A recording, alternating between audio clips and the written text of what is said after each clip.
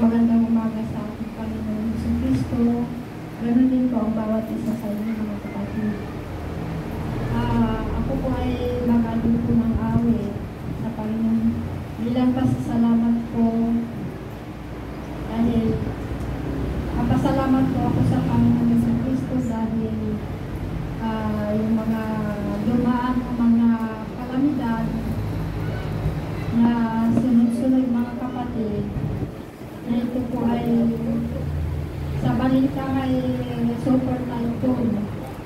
Yun po ang na sa balita. Ngunit ako po ay talagang nanalangin sa Panginoon na yung mga bagyo na dadaan sana dito sa atin dito sa Pangasinan ay nagpapasalamat po ako dahil hindi po dito dumaan, hindi po dito nakapinsala mga kapatid.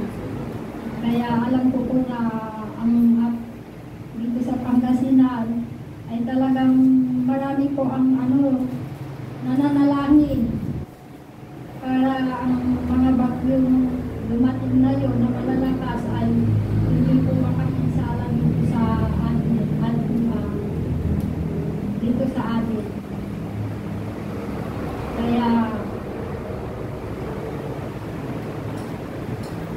Kaya ako ay lubos na nagpapasalamat sa ating Panginoon Diyos dahil ngayon siyempre may mga pananim na tayo na may mga bunga, siyempre ay hinihintay natin yun na mapapakinabangan kung itinagkaroon ng Panginoong Diyos na ito po ay wasakin lamang ng mga bagyong malalakas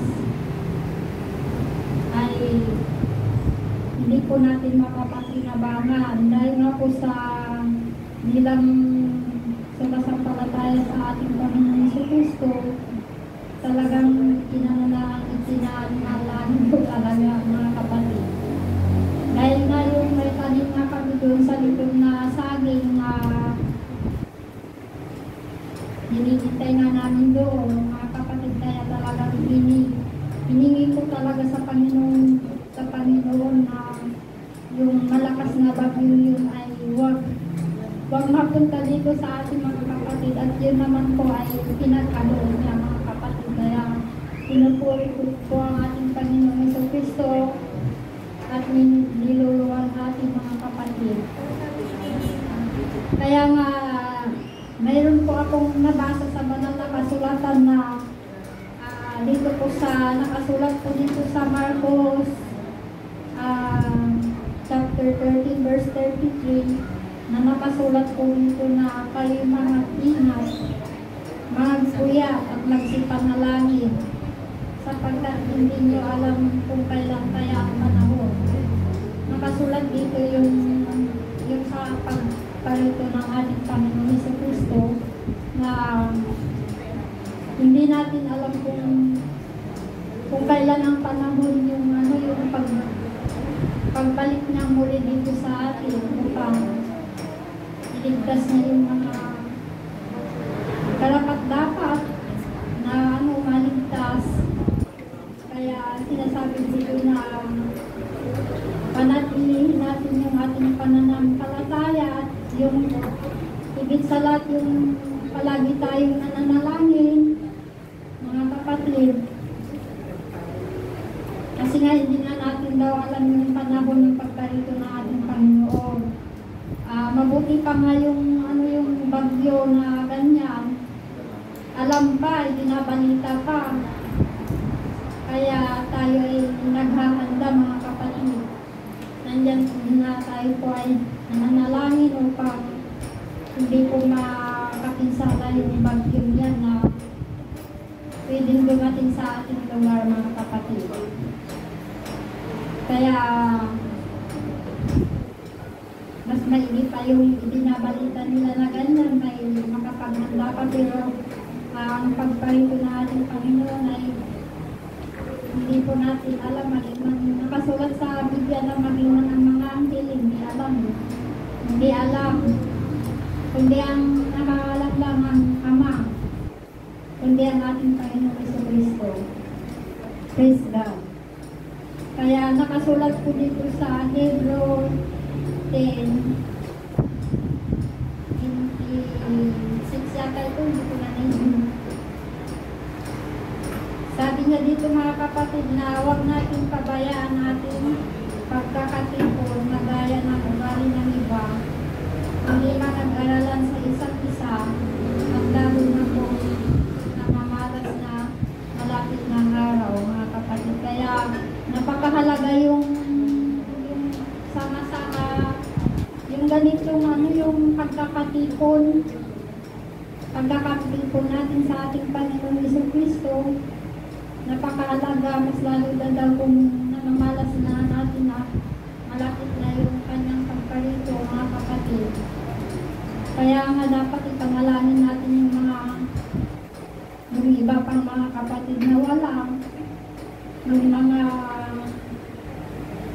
mga napanghinaan ng pananampalataya na nawala mga kapatid. Dapat ipanalangin natin sila na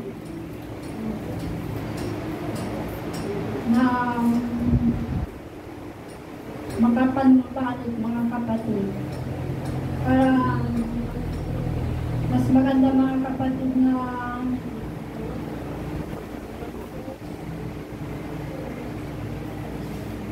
tayo ay sama-sama lahat.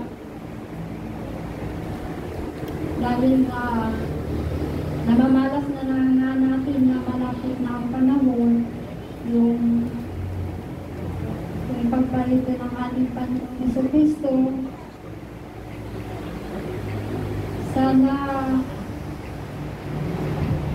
Sana yung kung ano man yung mga tampo ganyan, yung mga hindi na maganda na dapat yung mga hinanakit, ganyan, dapat tanggalin na sa mga puso natin. Dahil siyempre ganito na nga na ang panahon na nga ay mapanganib mga kapatid. Dapat mapaalalahanan na yung mga kapatid na nangawala mga kapatid na magbalik mo para sa mga manggagawa na may yung sila po yung naatasan na sila yung may kapangyarihan na mapaalalahanan ng mga kapatid na mga nandina dahil nga sa mga pagsubok, sa mga napagdaanan ng hindi maganda mga kapatid. Kaya yun lang yung akin pong masasabi bilang isang mananampalataya sa ating Panginoon Jesucristo. Yun lang yung napapansin ko sa panahon ito. Kaya